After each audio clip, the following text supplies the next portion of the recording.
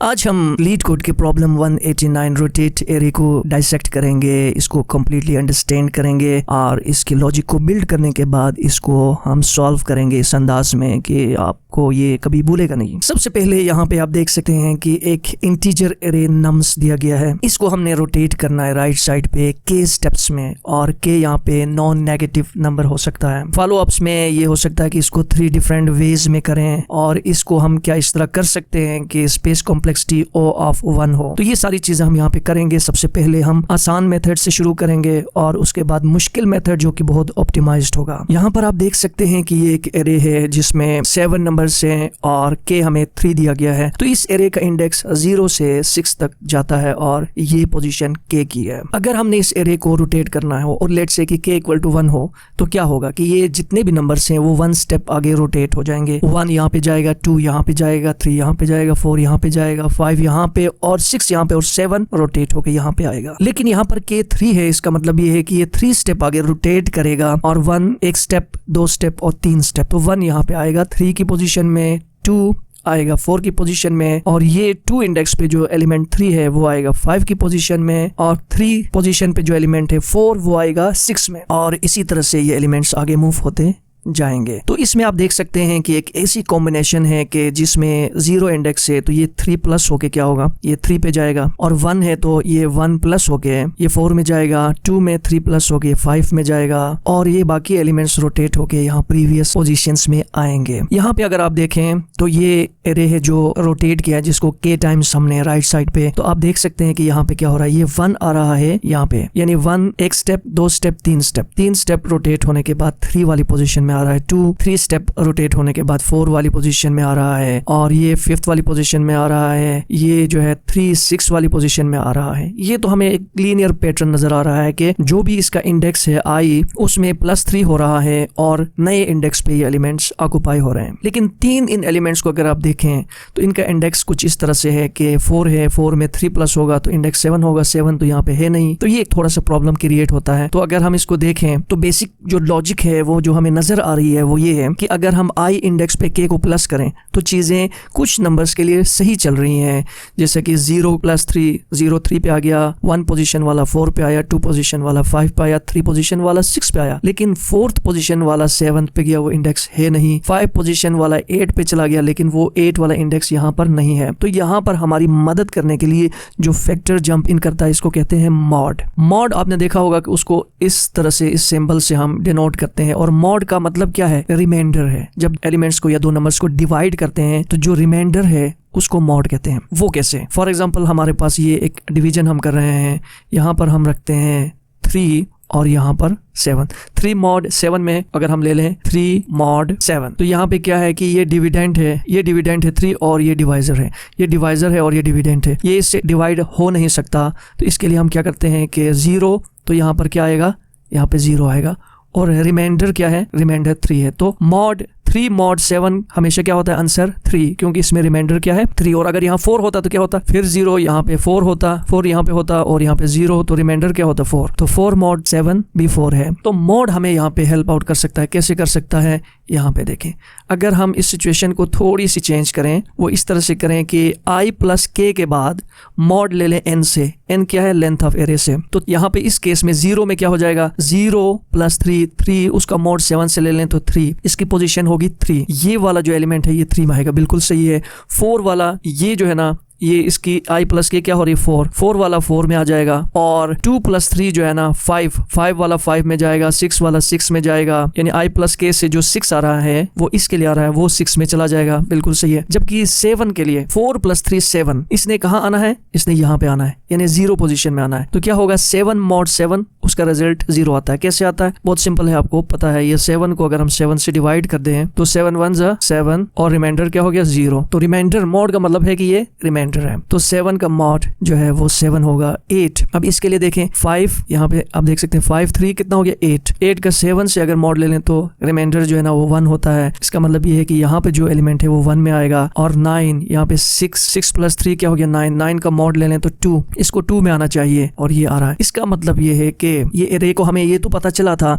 कि इस एरे को हमने रोटेट करना है, 3 स्टेप हमने इनको रोटेट करते हुए जाना है, लेकिन यहाँ पर जो एलिमेंट है वो आउट ऑफ बाउंड हो रहे हैं, उनको हमने यहाँ अर्ली इन इंडेक्सेस पे शिफ्ट करना है, साइक्लिक रोटेशन करनी है। ये प्रोग्रामेटिकली कैसे होगा, ये एक प्रॉब्लम था। तो इस प्रॉब्लम का हल यहाँ पे है कि अगर हम उस एलिमेंट के इंडेक्स को k के साथ, के जो भी वैल्यू गिवन है, यहाँ पे k वैल्यू 3 है, तो उसको हम प्लस कर दें और n से जो टोटल नंबर ऑफ एलिमेंट्स हैं, जो लेंथ है एरे की, उसके साथ अगर हम मॉड ले लें तो जो भी इंडेक्सेस आएंगे वो बिल्कुल एक्यूरेट होंगे और उन इंडेक्सेस में अगर हम इनको शिफ्ट करें तो हमारा प्रॉब्लम हल हो सकता है। लेकिन इसमें एक और प्रॉब्लम भी है जिसको हमें कंसीडर करना है कि अगर हम ये मेथडोलॉजी, ये लॉजिक अपनाते हैं, ये वाला मेथड हम अपनाते हैं तो काम हमारा हो रहा है, लेकिन एक प्रॉब्लम है। वो प्रॉब्लम क्या है कि जब हम 0 को यहाँ 3 पे स्टोर करते हैं, ठीक, और इस 1 वाले को हम इस 4th इंडेक्स पे स्टोर करते हैं, 2 को हम जो है ना 5 पे स्टोर करते हैं, 3 को 6 में स्टोर करते हैं, तो ये जो वैल्यूज थी जिनको हमने यहाँ पर अरेंज करना था, ये वैल्यूज तो जाया हो चुकी हैं, क्योंकि हमने यहाँ पर जो करना है वो इन प्लेस करना है। कोई दूसरा डेटा स्ट्रक्चर हम अगर यूज ना करें, सिर्फ इसी एरे का इस्तेमाल करें, तो ये काम नहीं हो सकता। ये लॉजिक तो हमारे काम आ रही है,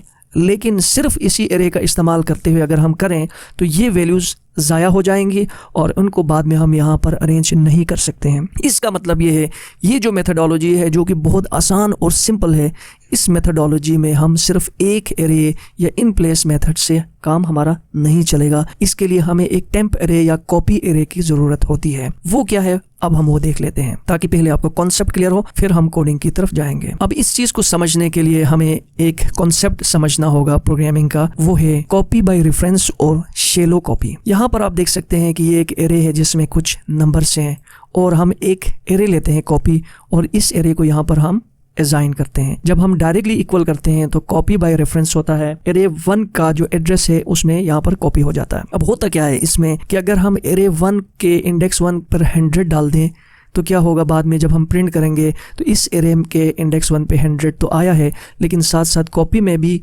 वो वैल्यू अपडेट हो रही है क्योंकि इनके रेफरेंसेस यानी इनके एड्रेसेस आपस में लिंक्ड हो चुके हैं। अब हम इसमें चेंज करें तो यहाँ रिफ्लेक्ट होगा चेंज, और यहाँ चेंज करें तो यहाँ रिफ्लेक्ट होगा। तो इसका सोल्यूशन क्या है, इसका सोल्यूशन है शैलो कॉपी। यहाँ पे हमने ये एरे ले लिया और अब कॉपी के अंदर हम कॉलन डाल देते हैं। जब हम कॉलन डालते हैं तो इसका मतलब ये है कि हम सिर्फ वैल्यूज को कॉपी कर रहे हैं, उनके एड्रेसेस को कॉपी नहीं कर रहे हैं। अब आप देख सकते हैं कि यहाँ पर इस एरे के 1 इंडेक्स पे हमने 100 स्टोर किया और दोनों को प्रिंट करने से सिर्फ इसी एरे में चेंज आ रहा है, इस एरे में चेंज नहीं आ रहा है क्योंकि हम मेथडोलॉजी यूज कर रहे हैं शैलो कॉपी। ये है शैलो कॉपी का तरीका। अब हम अपने कोड को समझने की कोशिश करते हैं। ये हमारा मेथड फर्स्ट मेथड है जिसमें कॉपी एरे मेथड है कि हम एक एरे ले रहे हैं कॉपी एरे, उसके जरिए वो जो लॉजिक हमने i प्लस के मॉड n, ये देख सकते हैं यहाँ पे i प्लस के मॉड n वाला जो मेथड था उसको अप्लाई करने के लिए हम एक कॉपी एरे का मेथड इस्तेमाल करेंगे। इसमें टाइम कॉम्प्लेक्सिटी इसकी O(n) होगी, लेकिन स्पेस कॉम्प्लेक्सिटी भी O(n) होगी, O(1) नहीं होगी क्योंकि हम एक एक्स्ट्रा एरे यहाँ यूज कर रहे हैं कॉपी एरे। तो सबसे पहले हम n मालूम करेंगे, लेंथ ऑफ एरे हमने मालूम किया n में। अब ये जो एरे है नम्स है उसको हम यहाँ पर कॉपी जो है ना एरे में सिर्फ हम शैलो कॉपी कर रहे हैं, उनकी वैल्यूज को हम कॉपी कर रहे हैं यहाँ पे, ये हमारी शैलो कॉपी हो गई। अब हम क्या कर रहे हैं, जैसा कि हमने देखा था कि अगर हम डायरेक्ट इसी एरे में ये मेथड अपना लेते तो आपने देखा कि पहले उनकी कुछ वैल्यूज जाया हो रही थी। इसलिए हम क्या कर रहे हैं, कॉपी एरे में क्या कर रहे हैं, i प्लस के मॉड n कर रहे हैं। उनका जो इंडेक्सेस हैं, ये एलिमेंट्स यहाँ पे जैसा कि देखें लूप हो रहे हैं, पहला एलिमेंट आया, दूसरा एलिमेंट आया, तीसरा एलिमेंट आया। वो कॉपी में कैसे स्टोर हो रहे हैं, पहला एलिमेंट जिसका इंडेक्स 0 है तो क्या होगा, 0 प्लस के मॉड n पे जाके कॉपी में स्टोर हो रहा है। ये रोटेटेड एरे है एक तरह से, इसमें वैल्यू स्टोर हो रही है और सही सही पोजीशंस में स्टोर हो रही है। कैसे स्टोर हो रही है, ए से स्टोर हो रही है, देखें कि सही सही लोकेशंस पे ये स्टोर हो रही है। तो वो इस वजह से हो रही है i प्लस के मॉड n ये करने से। जब हम ये करते हैं तो अब कॉपी एरे में सही सही जगह पे वैल्यूज रोटेट होके सेव होगी। आखिर में हम क्या करते हैं, इसी कॉपी एरे को दोबारा से नम्स में शैलो कॉपी करते हैं। शैलो कॉपी इसलिए करते हैं कि हमने इसी एरे में जो भी चेंजेस हैं वो इसी एरे में हमने करने हैं, इसलिए बाद में उन वैल्यूज को ओवरराइड कर रहे हैं शैलो कॉपी के जरिए। तो ये हमारा मेथड था जिसमें कि हम एरे को k टाइम्स राइट साइड पे रोटेट कर रहे हैं। यहाँ पे आपका एक सवाल आ सकता है कि अगर राइट की जगह में लेफ्ट में रोटेट करना हो तो क्या करेंगे, तो सिंपली यहाँ पे प्लस की जगह में माइनस डाल देंगे तो वो लेफ्ट में रोटेट होगा, बाकी मेथडोलॉजी सेम रहेगी। अब हम इसके बाद बात करेंगे इनकी कॉम्प्लेक्सिटीज पे। तो यहाँ पे आप देख सकते हैं कि इनकी time complexity O of n होगी और space complexity O of n होगी। Time complexity O of n क्यों होगी, क्योंकि जितने भी नंबर्स होंगे इतना हम यहाँ पे इनको लूप कर रहे हैं, सिंपल सी बात है। और स्पेस कॉम्प्लेक्सिटी ऑफ n इसलिए होगी कि हमें एक एक्स्ट्रा एरे चाहिए और इतनी ही पोजीशंस जितने नंबर थे उतने ही हम एक्स्ट्रा स्पेस ले रहे हैं। अब हम बात करते हैं अगला मेथड जिसको रिवर्स्ड मेथड कहते हैं, जो पहले मेथड से थोड़ा सा एडवांस, ऑप्टिमाइज्ड और बेहतर मेथड है, लेकिन थोड़ा सा मुश्किल है इसके लॉजिक को समझने के लिए। लेकिन आपके लिए प्रॉब्लम नहीं होगा, आप इसको बहुत आसानी के साथ ज़बरदस्त तरीके से समझ जाएंगे। तो इस मेथड को समझने के लिए यहाँ पे मैं इस एरे को दोबारा लेकर आया हूँ। तो इसमें आप देख सकते हैं कि इस एरे के दो पार्ट्स हैं। एक तो वो पार्ट है जो ग्रीन पार्ट है, ये बहुत आसान है कि जिसमें कि हम इंडेक्सेस पे प्लस करते हैं k को, तो ये आराम से एडजस्ट हो जाते हैं। जैसा कि यहाँ पे आप देखें 1 से लेके 4 तक, 1 से 4 तक ये आराम से यहाँ पे एडजस्ट हो गए। लेकिन दूसरा जो ट्रिकी पार्ट था जिसके लिए हमें मॉड का इस्तेमाल करना पड़ा, कॉपी एरे का इस्तेमाल करना पड़ा, अब इस पार्ट को हम कह सकते हैं कि ये रेड पार्ट है कि जिसको हमने रोटेट करके शुरू में लेके आना है। तो इसके लिए मेथडोलॉजी हम क्या इस्तेमाल करते हैं, अब आप देखें नेक्स्ट स्टेप में ये फुल ओरिजिनल एरे है, यहाँ पे आप देख सकते हैं, इसको हम फुल रिवर्स करते हैं। अब हम इसको रिवर्स करते हैं, आपको पता होना चाहिए कि एरे को रिवर्स कैसे करते हैं। ये 7 जो है यहाँ पे आया, 6 यहाँ पे आया, 5 यहाँ पे आया, 4 यहाँ पे, 3 यहाँ पे, 2 यहाँ पे, 1 यहाँ पे। एरे को हमने कुछ भी नहीं किया, पूरी एरे को हमने रिवर्स कर लिया है। ये स्टेप नंबर 1 है। इसमें 2 पार्ट्स हैं, लेकिन दोनों पार्ट्स को आप भूल जाइए, हमने फुल एरे को रिवर्स कर लिया है स्टेप 1 में। इसके बाद हम क्या करने वाले हैं, इसके बाद हम क्या करेंगे कि यहाँ पे अगर आप गौर से देखें तो 2 पार्ट्स को प्रोग्रामेटिकली देखें तो एक 0 से लेके यहाँ पर ये k है, ये तीसरा जो इंडेक्स है ये k है। तो पहला ये जो पार्ट है ये कहाँ से कहाँ तक है, अब ये 0 से k-1 यहाँ तक क्या है, k-1। और दूसरा जो पार्ट है वो k से लेके n-1 तक है। यहाँ से यहाँ तक जो है वो है 0 से k-1, k यहाँ पे है तो इस एलिमेंट तक क्या होगा, k-1। ये एक पार्ट है। और दूसरा यहाँ से यहाँ तक क्या है, ये k से लेके n-1, ये जो लास्ट इंडेक्स होता है आपको पता है वो n-1 है, क्योंकि इसके लेंथ n क्या है, 7 है, तो 6 क्या होगा, n-1। ये 2 पार्ट थे। यहाँ पे आप गौर करें कि फुल एरे को जब हमने रिवर्स कर लिया तो इसमें 2 पार्ट थे। एक ये पार्ट था 0 से n-1, दूसरा जो पार्ट था वो k से n-1। लेकिन हमने यहाँ पर ये करना है कि जो 0 से k-1 जो पार्ट है उसको हमने रिवर्स करना है। उसको रिवर्स करने के लिए क्या करेंगे, हम स्वाइप करेंगे उसको। आपको पता है कि स्वाइपिंग होती है, 5 यहाँ पे आया, 7 यहाँ पे गया। और इसमें भी रिवर्स होता कैसे, स्वाइपिंग करते हैं, एक लेफ्ट इंडेक्स लेते हैं, एक राइट इंडेक्स लेते हैं, और हम ये देखते हैं कि अगर ये लेफ्ट वाला जो है ना वो राइट से छोटा है, तो जब तक ये छोटा है तब तक हम क्या करेंगे, इन दोनों को स्वाइप करेंगे, 7 इधर और 1 यहाँ पे। फिर उसके बाद इस लेफ्ट में एक माइनस करते हैं तो लेफ्ट यहाँ पे आएगा, सॉरी राइट में एक माइनस करते हैं तो वो यहाँ पे आएगा, और लेफ्ट में एक प्लस करते हैं तो वो यहाँ पे आया। अब इन दोनों को स्वाइप करते हैं तो 6 यहाँ पे आया, 2 यहाँ पे आया। उसके बाद लेफ्ट वाले में +1 करते हैं, राइट वाले में -1 करते हैं, तो क्या हो गया, अब इन दोनों को स्वाइप करेंगे तो 5 यहाँ पे आ गया, 3 यहाँ पे आया। उसके बाद लेफ्ट में प्लस करेंगे तो वो यहाँ पे आ जाएगा, राइट में माइनस करेंगे तो वो यहाँ पे आ गए। और स्वाइपिंग हमने कब तक करनी थी, जब तक लेफ्ट जो है वो स्मॉलर हो राइट से, या स्टार्ट इंडेक्स स्मॉलर हो एंड इंडेक्स से। जो पॉइंटर से 2 पॉइंटर्स किसी भी नाम से हम ले सकते हैं, स्टार्ट या एंड से ले सकते हैं, लेफ्ट या राइट से ले सकते हैं। जब तक स्टार्ट एंड से छोटा है तो हम उनको स्वाइप करेंगे, लेफ्ट स्टार्ट पॉइंटर को प्लस करेंगे, एंड पॉइंटर को माइनस करेंगे, करते जाएंगे तो ये क्या होगा, ये रिवर्स हो जाएगी ये एरे। इस पे मैं पूरी वीडियो बना चुका हूँ, ये जो सॉर्टिंग है या ये स्वाइपिंग वगैरह, ये सारी मेथडोलॉजीज। अब हम क्या करेंगे कि यहाँ पर इस पार्ट को हम रिवर्स करेंगे। रिवर्स करने के लिए क्या करेंगे, स्टार्ट पॉइंटर एंड पॉइंटर इन दोनों को क्या करें, स्वाइप करें। तो 5 यहाँ पे आ गया, 7 यहाँ पे आ गया, फिर ये यहाँ से प्लस हो जाएगा, ये यहाँ से माइनस हो जाएगा और यहाँ पे आएंगे। अब ये स्टार्ट एंड से छोटा नहीं है तो यहाँ पे चीजें टर्मिनेट हो गई और ये देखें कि ये पार्ट रिवर्स हुआ। तो पहले हमने एरे को लिया, पूरी एरे को रिवर्स किया, फिर हमने फर्स्ट पार्ट को जो कि 0 से k-1 तक का जो पार्ट था उसको हमने रिवर्स किया। उसके बाद हम क्या करेंगे, इसके बाद हम इस सेकेंड पार्ट को हम रिवर्स करेंगे। इसमें भी क्या करेंगे कि ये स्टार्ट और ये एंड हुआ, इनको स्वाइप करेंगे तो 1 यहाँ पे आ गया, 4 यहाँ पे आया, फिर ये यहाँ पे पॉइंटर पहुंचा और ये यहाँ पे पॉइंटर पहुंचा। अब इनको स्वाइप करेंगे तो 2 यहाँ पे, 3 यहाँ पे आ गया। उसके बाद आगे ये प्लस ये माइनस नहीं हो सकते हैं, ये प्लस करेंगे तो ये यहाँ पे आ जाएगा लेफ्ट वाला स्टार्ट वाला, और ये माइनस करेंगे तो यहाँ आ जाएगा। अब ये स्टार्ट वाला बड़ा हो चुका है और एंड वाला पॉइंटर छोटा हो चुका है, तो यहाँ पर हम इसको स्टॉप करते हैं। तो अब हमने क्या किया, पहले हमने इस पार्ट को रिवर्स किया था, अब हमने इस पार्ट को रिवर्स किया तो ये ऐसे हुआ। अब जरा इसको गौर से आप देखें, इस प्रोसेस में वो जो एरे है हमारा पूरा वो बिल्कुल रोटेट हो चुका है, k = 3 टाइम्स। जो हम चाहते थे वो हो गया। कैसे हुआ, ओरिजिनल ओरिजिनल एरे लिया, उसको सिंपली हमने रिवर्स किया पूरे एरे को। फिर इसके इस पार्ट को जिसको हम कहते हैं 0 से k-1 वाला पार्ट, यहां तक का पार्ट, इसको रिवर्स किया। फिर हम क्या करते हैं, k से लेके n-1 तक का पार्ट, ये वाला पार्ट, इसको हमने रिवर्स किया। तो रिजल्ट हमारे पास ये आया, वही रिजल्ट आया जो हम चाहते थे कि अब हमारा पूरा एरे रोटेट हो चुका है k टाइम्स जो हम चाहते थे। इसमें मजे की बात क्या है कि इसमें टाइम कॉम्प्लेक्सिटी तो O ऑफ n है, जितने एलिमेंट्स होंगे, मिसाल के तौर पर हम इसको स्वाइप कर रहे हैं या इसको स्वाइप कर रहे हैं, तो जितने एलिमेंट होंगे इतने ऑपरेशंस होंगे। लेकिन स्पेस कॉम्प्लेक्सिटी O ऑफ 1 है, क्योंकि हम इसमें कोई एक्स्ट्रा डेटा स्ट्रक्चर यूज नहीं कर रहे हैं, तो ये मेथड 1 से ज्यादा एफिशिएंट है। लेकिन कुछ लोग कहते हैं कि ये मुश्किल है अंडरस्टैंड करने के लिए, लेकिन मेरा नहीं ख्याल कि आपके लिए ये मुश्किल होगा। अब हम इसके कोड को देखते हैं। यहाँ हम आ गए हैं, अब हम इसके कोड को देखते हैं। तो यहाँ पे आप देख सकते हैं कि बहुत सिंपल कोड है। एरे पास किया और k पास किया इस फंक्शन रोटेट को। इसके बाद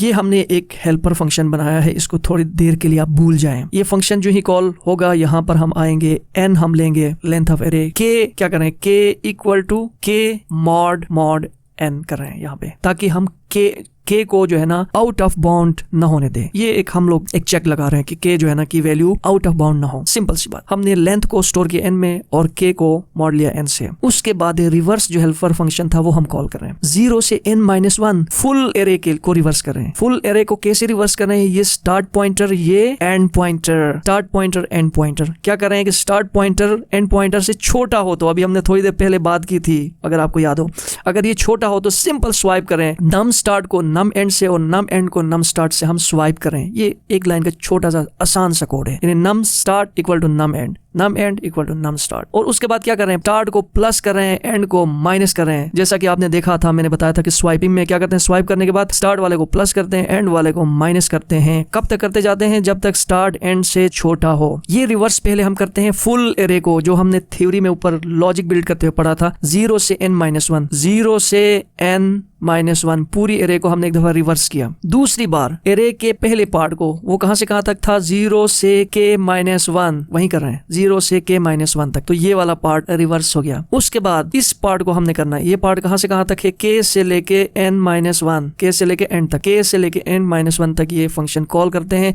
जब ये हम करेंगे तो हमारा एरे रोटेट हो चुका होगा k टाइम्स। बहुत ही सिंपल कॉन्सेप्ट है, अब आपके लिए बहुत आसान हो गया ये। इसकी खास बात क्या हुई, इसकी खास बात ये है कि इसकी time complexity O of n है, इसकी स्पेस कॉम्प्लेक्सिटी O ऑफ 1 है। इस मेथड को कहते हैं रिवर्स मेथड। हम पूरी एरे को रिवर्स कर रहे हैं, फिर पहले पार्ट को रिवर्स कर रहे हैं, दूसरे पार्ट को रिवर्स कर रहे हैं, और हमारा काम हो गया। ये दूसरा मेथड। अब अगला जो मेथड है उसको कहते हैं स्लाइसिंग मेथड। ये भी इन प्लेस है, तीसरा मेथड है। इसमें time complexity O of n है और space complexity O of n है। Space complexity O of n इसलिए है कि इसमें हम स्लाइसिंग एरेज यूज कर रहे हैं, तो उनमें जो स्टोरेज होती है नंबर की वो n के बराबर होती है। अब ये कैसे काम करता है उसको समझने से पहले स्लाइसिंग क्या होती है उसको आपने समझना है। यहाँ पे आप देखें तो यहाँ पे ये एक एरे है 0 से k तक, और उसके बाद k से आगे ये नंबर्स हैं। अगर मैं यहाँ पे लिखता हूँ कोलन k, यानी k से पहले कोलन लगाता हूँ, तो इसका मतलब ये होता है कि k को छोड़ के ये जितने भी नंबर से यहाँ तक वो आ जाते हैं, का एक एरे क्रिएट होता है मेरे पास। अगर मैं एक एरे है, उस एरे में ये फॉर एग्जाम्पल एक एरे है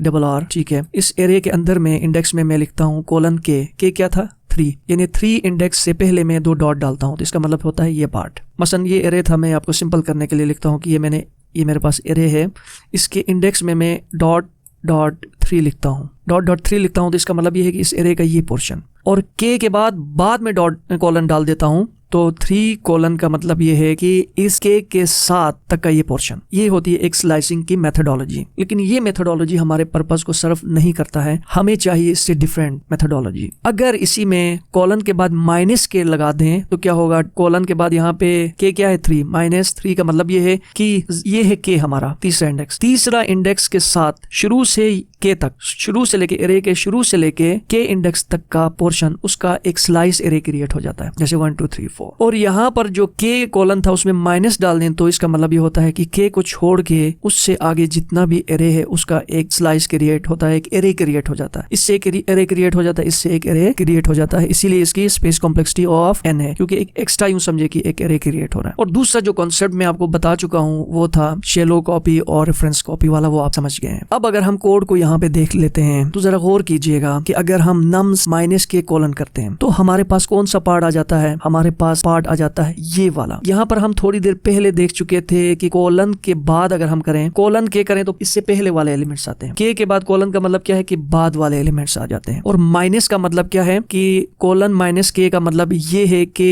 k के साथ पहले वाले एलिमेंट्स, और माइनस के कॉलन का मतलब ये है कि k के बगैर बाद वाले एलिमेंट्स। तो अब गौर कीजिएगा, अब हम यहाँ पे क्या कर रहे हैं, माइनस k कॉलन, तो k को छोड़ के बाकी जितने भी एलिमेंट है एंड तक वो हमें दे दें। वो क्या है 5 6 7, यहाँ पे आ गए 5 6 7, उनको हम प्लस कर रहे हैं कॉलन माइनस k, यानी k से लेके शुरू तक के एलिमेंट, यानी इस k से लेके शुरू तक के एलिमेंट्स क्या है 1 2 3 4, इसका एक स्लाइस बन रहा है, उस स्लाइस को हम यहाँ पे रख रहे हैं। इन दोनों को प्लस करके हम यहाँ पर क्या कर रहे हैं, शेलो कॉपी कर रहे हैं। इन दोनों को, ये दो एरेज इनको प्लस करके यहाँ शेलो कॉपी करें तो हमें एरे उस फॉर्म में मिल रही है जिसमें हमें रिक्वायर्ड थी। कहने का मफहूम ये है कि हम इसका एक स्लाइस बना रहे हैं और इसका एक स्लाइस बना रहे हैं और इसको यहाँ पे रख रहे हैं, प्लस कर रहे हैं, इसको यहाँ पे रख रहे हैं और उसको एरे में जो हमारा बेस एरे है उसमें शेलो कॉपी कर रहे हैं, ओवरराइट कर रहे हैं, तो हमारे पास ये रिजल्ट आ जाता है। चूंकि इसकी time complexity O of n है, क्योंकि हम जब हम स्लाइस बनाते हैं उसमें भी इतने एलिमेंट्स है जितने एरे में एलिमेंट, एक स्लाइस दूसरा स्लाइस, और उसमें जो ऑपरेशन से स्लाइस बनाने के लिए उसमें इतना टाइम लगता है। पेस के लिए आप देखें तो ये जो एरे है, ये जो एरे है, स्लाइसिंग के जो एरे हैं वो एक्स्ट्रा एरेज क्रिएट हो रहे हैं, तो पेस कॉम्प्लेक्सिटी भी O ऑफ n है। तो हमने 3 मेथड यहाँ पर डिस्कस कर लिए। पहला मेथड जिसमें कि हम एरे को रोटेट कर रहे हैं, एक कॉपी एरे ले रहे हैं और मॉड का इस्तेमाल कर रहे हैं। दूसरा मेथड हमारे पास था कि जिसमें हम रिवर्स कर रहे थे, और तीसरा ये जो मेथड है जिसमें हम स्लाइसिंग कर रहे हैं। तो ये 3 मेथड आपने देखा, इसमें से मेथड 2 वो था जिसमें स्पेस कॉम्प्लेक्सिटी O ऑफ 1 है। हमारी ये एफर्ट पसंद आए कि जिसमें हम ये चाहते हैं कि लोग नॉलेज को गेन करें बगैर किसी कॉस्ट के और हर बंदे का कैरियर अच्छा हो